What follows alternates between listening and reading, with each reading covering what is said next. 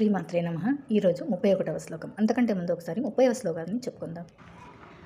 దేహి నిత్యమవధ్యోయం దేహే సర్వస్య భారత తస్మాత్ సర్వాణి భూతాని నత్వం శోచితుమర్హసి. 31వ శ్లోకం.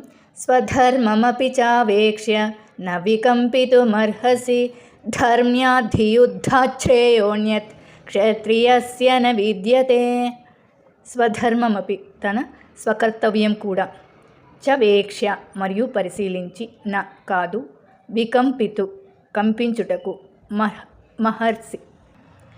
మర్హసి అర్హుడు కాదు, ధర్మ్యాద్ధి ధర్మమైన, యుద్ధాశ్రేయోణ్యత్ యుద్ధం కన్నా శ్రేష్టమైనది మరేది, క్షత్రియస్య క్షత్రియునికి, న లేదు, విద్యతే లభించదు.